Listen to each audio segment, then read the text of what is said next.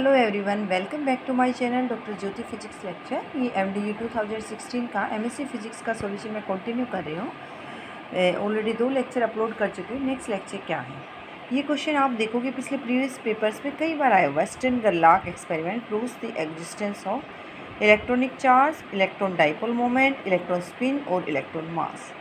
स्टर्न-गरलाक experiment में आपको क्या पता चला था कि इलेक्ट्रॉन की स्पिन एग्जिस्ट करती है। तो आप जो है स्टर्न-गरलाक एक्सपेरिमेंट के बारे में पढ़ सकते हैं।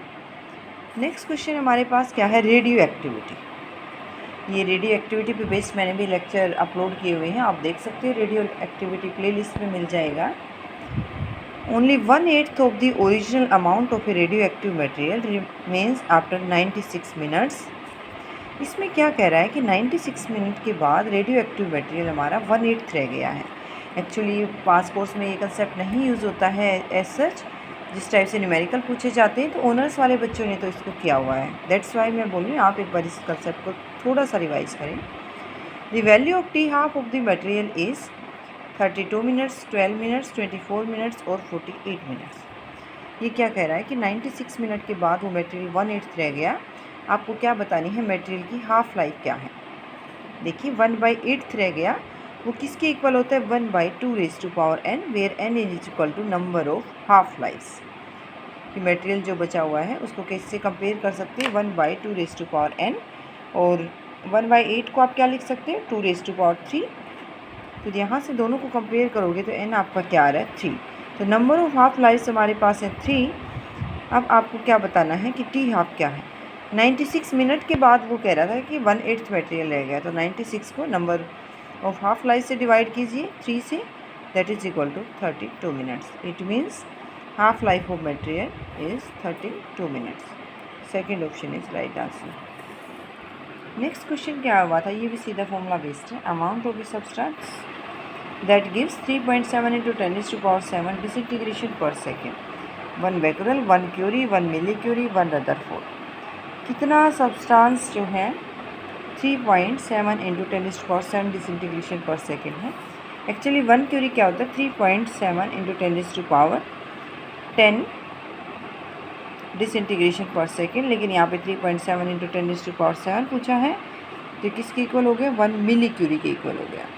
तो 1 millicurie is right answer, option 3 is correct. Next question देखते हैं। सो आप देख पा रहे होंगे हाफ लाइफ पे कई बार तो बोल दिया जाता है कि इतनी हाफ लाइफ हो चुकी है, कितना मटेरियल बचा हुआ है। इस तरह से क्वेश्चन आपके जो हैं हर एक पेपर में आया हुआ है, आप देख रहे होंगे पिछले पेपर्स में। तो इस कंसेप्ट को ज़रूर रिवाइज़ करें। अब भी कई बच्चों की रिक्वेस्ट आ रही है कि मैम जो है हमने एमडीयू के लिए अप्लाई किया है या किसी भी एंट्रेंस के लिए, कहाँ से तैयारी स्टार्ट करें। I am again repeating this thing कि आप अपने एक बार पिछले पेपर्स को उठाइए, तीनों ईयर्स की आप अपनी बुक रख लीजिए आसपास। जो भी कंसेप्ट क्वेश्चन एग्जाम में पूछा गया है उसी के आसपास वाली थ्योरी थोड़ी सी आप पढ़िए और आप उन क्वेश्चंस को इजीली अटेम्प्ट कर सकते हैं। तो इस तरह से आप अपने जो है मार्क्स को इम्प्रूव कर सकते हैं। इस तरह से आप अपनी प्रिपरेशन कर सकते हैं। नेक्स्ट क्वेश्चन है, X rays of wavelength lambda are incident on a crystal. X rays डाली है क्रिस्टल पर और सेकेंड ऑर्डर रिफ्लेक्शन मिली है डिफ्लेक्शन के बाद फ्रॉम द क्रिस्टल, किस एंगल पर, 45 डिग्री पर। What we have to find out from here, lattice constant of the crystal. Either it is lambda by √2, √2 lambda, lambda 2 lambda. Bragg's law क्या होता है, 2d sin theta is equal to n lambda. n क्या है, second order deflection आपको दी हुई है deflection pattern से, n equal to 2। Sine theta आपके पास 45 डिग्री गिवन है, तो sine 45 1/√2। Substituting these values in equation 1, 2 × d × sine theta 1/√2 that is equal to 2 lambda. 2 से 2 कैंसिल आउट, दी आपके पास क्या आ रहा है, √2 लैम्डा। तो यहाँ से वैसे तो आपके पास लैटिस कांस्टेंट पूछा गया था, ये तो इंटरप्लेनर स्पेसिंग है जो आंसर दिया हुआ है।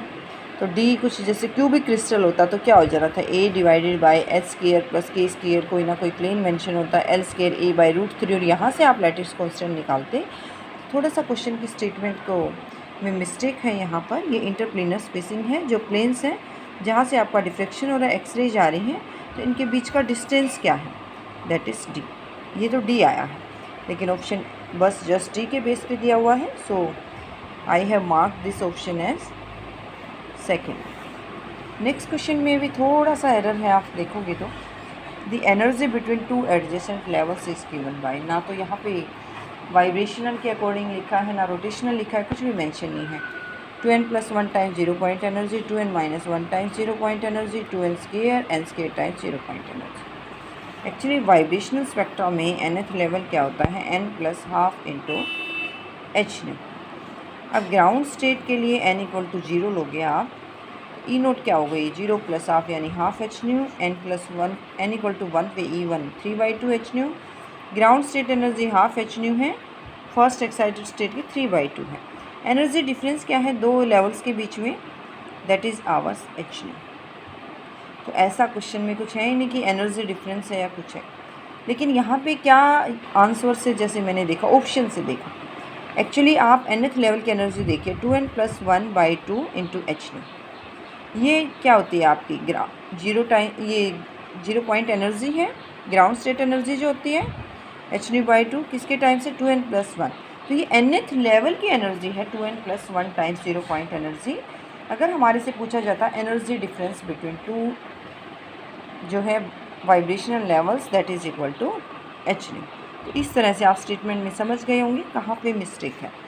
It is given as just nth level energy 2n+1 times 0 point energy. Next question देखते हैं। तो ऐसे ऐसे क्वेश्चन से आपको कंफ्यूज बिल्कुल नहीं होना है, आपको जस्ट ध्यान से क्वेश्चन को पढ़ना है केयरफुली और आंसर देना है। नेक्स्ट क्वेश्चन क्या है, ये भी आपने देखा होगा, हाइड्रोजन एटम की ग्राउंड स्टेट एनर्जी या nth लेवल की एनर्जी पे बेस्ड भी क्वेश्चन ऑलमोस्ट पूछे गए हैं, तो इस कंसेप्ट को भी आप ध्यान से करें। The ionization potential of lithium 2+ ions using both theory is 13.6 electron volt, 27.2, 40.8 और it is 122.4 electron volt. In general ionization potential energy hydrogen atom के लिए ग्राउंड स्टेट की होती है +13.6 इलेक्ट्रॉन वोल्ट। क्या फॉर्मूला होगा 13.6 इंटू Z² इलेक्ट्रॉन वोल्ट। अब आपको पूछी गई है लिथियम आयंस की, लिथियम का एटॉमिक नंबर है 3, तो जस्ट सब्सटीट्यूट Z=3 इन इक्वेशन 1। क्या वैल्यू मिल गई 13.6 इंटू 3² 1। अब यहाँ पे कुछ भी मेंशन नहीं है तो n आप 1 लोगे ground state level, 13.6 into 9 that is equal to 122.4 electron volt. So this one is right answer. Next question है, देखिए ये क्वेश्चन जो मैं करा रही है, गिट के एग्ज़ाम भी एमएससी के बाद भी देते हैं, वहाँ पे भी ये क्वेश्चन पूछे जाते हैं, तो इन कंसेप्ट को ज़रूर पढ़ें। नेक्स्ट क्वेश्चन भी कुछ ऐसा ही आया हुआ है। वेव फंक्शन है आपका बुक्स में, क्या है √2/L sin n πx/L होता है, लेकिन ग्राउंड स्टेट में है तो n1 हो गया है πx/L।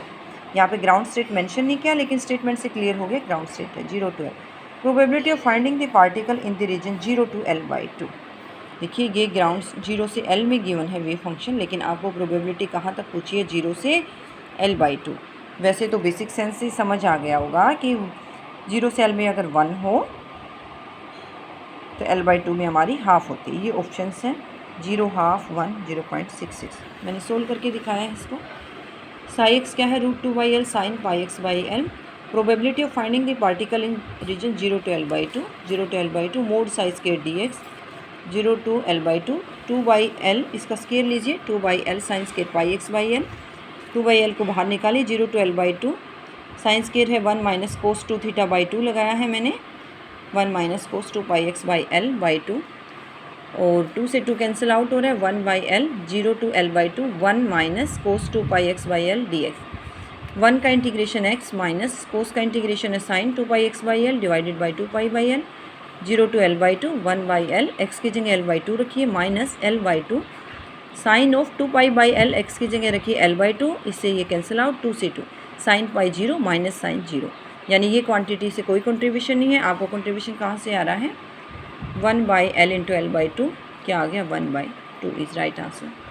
Thank you all. इसी तरह से मैं सॉल्यूशन कंटिन्यू डालती रहूँगी, आप अपनी तैयारी करते रहिए।